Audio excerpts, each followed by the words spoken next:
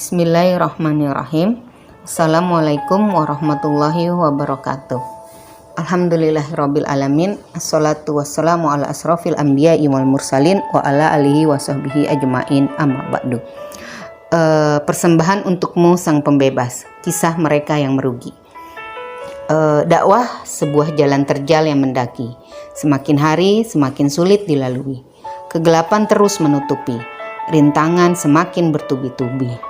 Dakwah adalah pekerjaan para nabi, memikulnya pasti akan membebani diri. Tapi bukankah janji Allah itu pasti? A'udzubillahi minasyaitonirrajim. In tansurullaha yansurkum wa yusabit aqdamakum. Wahai orang-orang yang beriman, jika kamu menolong agama Allah, niscaya Dia akan menolongmu dan meneguhkan kedudukanmu. Quran Surat Muhammad ayat 7. Semakin hari kehidupan semakin sulit. Sekumpulan orang dengan julukan para pembebas pun merasakan hal tersebut. Mereka tak hanya memikirkan kesulitan-kesulitan pribadi atau keluarga. Para pembebas juga memikirkan kesulitan saudara seimannya, seluruh manusia, bahkan alam semesta. Maka segala daya upaya dicurahkan agar kesulitan-kesulitan ini mampu diatasi. Para pembebas ini menawarkan syariat Islam sebagai solusi. Bukannya mulus, tawaran ini mendapat banyak cibir. Berbagai cara dilakukan agar mereka berhenti bicara tentang syariat Islam adalah solusi umat manusia. Tak sedikit yang terperdaya bujuk rayu. Harta, tahta, wanita adalah senjata pamungkas goyakan iman para pembebas. Wahai sang pembebas, jika langkahmu dalam dakwah semakin melemah, ingatlah kisah ini. Suatu hari, Rasulullah duduk bersama kaum muslimin dalam satu majelis. Di tengah pembicaraan, Rasulullah termanggut-manggut beberapa saat kemudian bersabda, "Sesungguhnya di antara kalian terdapat seorang laki-laki yang gerahamnya di neraka lebih besar dari gunung Uhud." Semua yang hadir dalam majelis bersama Rasulullah SAW itu senantiasa diliputi ketakutan akan melakukan pelanggaran agama. Setiap orang dari mereka merasa takut dan khawatir kalau dirinya lah yang ternyata yang disebut dan mendapatkan su'ul khotimah. Waktu berlalu. Semua orang di majelis tersebut yang mendengar perkataan beliau SAW satu persatu menemui ajalnya dengan husnul khatimah. Yang tersisa tinggal Abu Hurairah dan Rajal bin Unfuah. Ketakutan selalu menyelimuti Abu Hurairah. Badannya sering bergetar, matanya sulit dipejamkan, pikirannya tidak bisa diistirahatkan hingga akhirnya tabir terkuak. Sampai jelaslah bagi dirinya siapa yang celaka seperti yang disebutkan oleh Rasulullah. Suatu ketika, Musailamah Al-Kadzab mendeklarasikan dirinya sebagai nabi.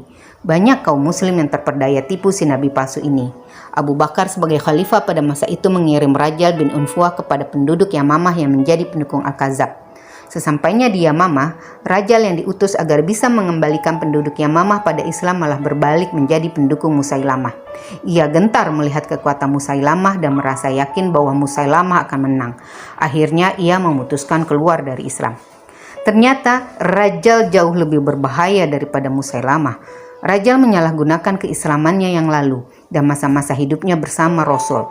Hafalan Al-Qur'annya yang cukup banyak serta posisinya sebagai utusan Khalifah Abu Bakar, semua itu disalahgunakannya untuk mendukung kekuasaan Musailamah dan mengukuhkan kenabiannya yang palsu dan jelas melenceng dari ajaran tauhid yang dibawa Rasulullah. Rajal menyebarkan kepada banyak orang bahwa ia mendengar Rasulullah SAW bersabda, Nabi menjadikan Musailamah bin Habib sebagai rekan. Hal itu ia jadikan penguat bahwa setelah Rasul wafat, orang yang paling berhak membawa bendera kenabian ialah Musailamah. Jumlah pengikut Musailamah semakin bertambah banyak disebabkan oleh kebohongan-kebohongan Rajal dengan penyalahgunaan keislamannya serta hubungannya dengan Rasulullah di masa silam. Singkat cerita, dalam perang Yamamah, Rajal dan Musailamah pun terbunuh. Ada juga kisah seorang penghafal Quran 30 juz yang bernama Abdah bin Abdurrahim. Ia murtad dan memeluk agama Nasrani karena terperdaya kecantikan wanita Romawi. Hafalan yang tertinggal di dirinya adalah 2 ayat, yaitu orang-orang yang kafir itu seringkali nanti di akhirat menginginkan kiranya mereka dahulu di dunia menjadi orang-orang muslim. Biarkanlah mereka di dunia ini makan dan bersenang-senang dan dilalaikan oleh angan-angan kosong.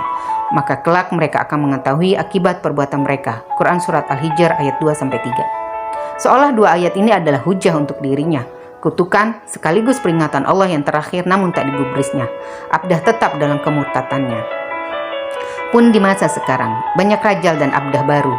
Mereka datang bukan dari kalangan awam, tetapi datang dari kaum cerdik cendekia, berpangkat dan berkedudukan, paham Islam, hafal Al-Quran. Mereka gunakan kemampuannya untuk menentang kebenaran Islam yang disampaikan para pembebas. Mereka gunakan kekuatan dan kekuasaan untuk menenggelamkan ide-ide Islam. Duhai para pembebas, betapa berat dirimu yang hidup di akhir zaman. Fitnah dunia senantiasa mengintaimu agar tergelincir dari jalan dakwah yang terjal dan mendaki ini. Maka, kuatkanlah diri dan keluargamu dari segala godaan. Mohonlah penjagaan kepada Allah Azza wa Jalla, perbaiki kedekatanmu dengan Allah, dan tetaplah merapat ke dalam barisan para pembebas. Maka perbanyaklah doa-doa penguat keistiqomahan dalam dakwah. Rabbana la tuzigh qulubana ba'da iz hadaitana wa hab lana min ladunka rahmatan innaka antal wahhab. Wahai Tuhan kami, janganlah Engkau palingkan hati kami dari Islam setelah Engkau beri hidayah kepada kami. Limpahkanlah keimanan kepada kami dari sisimu. Engkau Maha Pemberi rahmat kepada orang-orang mukmin. Nabi SAW pun mengajarkan kita doa yang sangat masyhur. Ya muqallibal qulub, sabit qalbi ala dinik. Wahai Zat yang Maha membolak-balikkan hati, teguhkanlah hatiku di atas agamamu. Wahai Sang Pembebas, saling menguatkanlah dikala ada yang lelah.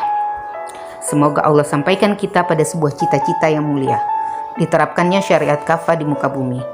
Pernahkah terbayang bagaimana rasanya membaiat seorang pemimpin yang kita mencintainya dan ia pun mencintai kita? Semoga Allah Ta'ala sampaikan usia kita di masa itu. Amin Allahumma amin. Akhirul kata, Assalamualaikum warahmatullahi wabarakatuh.